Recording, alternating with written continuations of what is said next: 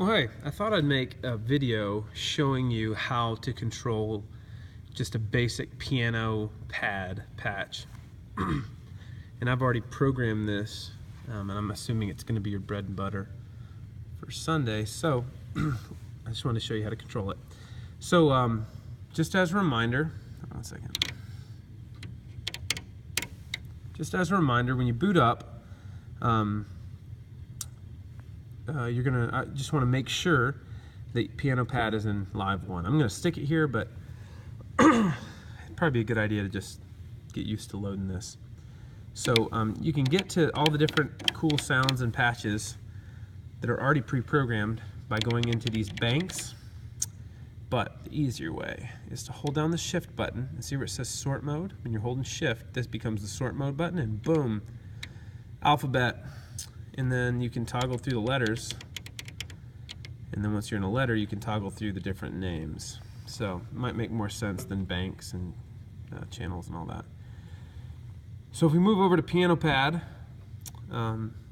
there it is, it's pulled up. Right now if you played it, it would be a piano pad, but we want to store this from inside the memory into a live mode. So we're going to hit store. It's going to ask us where do we want to store it. We're going to tell it we want to store it in live mode 1, and then we confirm by hitting this again. Boom, program stored, exclamation point, happy moment.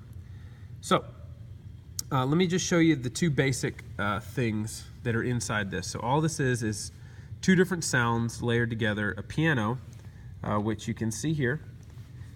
In this piano, there's a number of controls, but really the ones that you're going to care about are this, which changes the type of piano that you're using. So right now it's in grand piano mode, okay?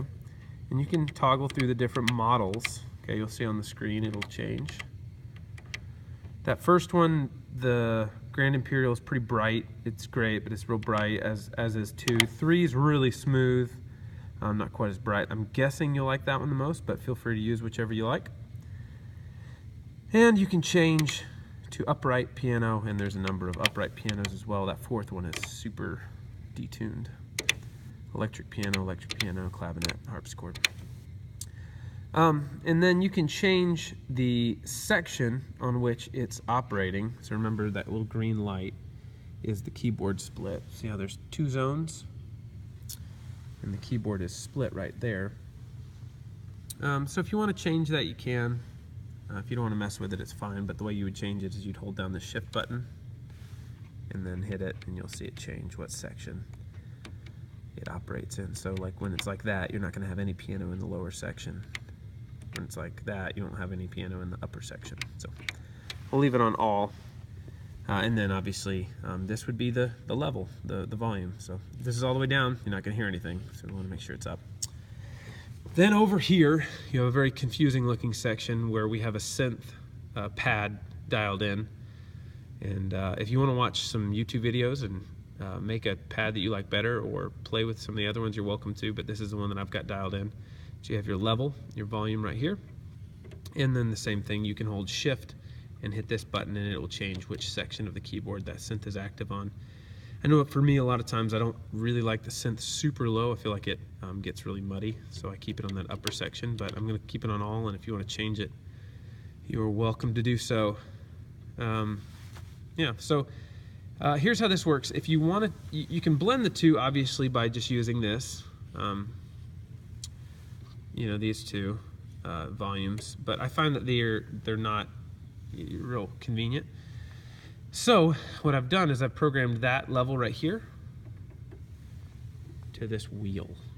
So if you watch, I'm going to move this wheel and this will move, which is super convenient because you can kind of hit a note and then fade in that pad.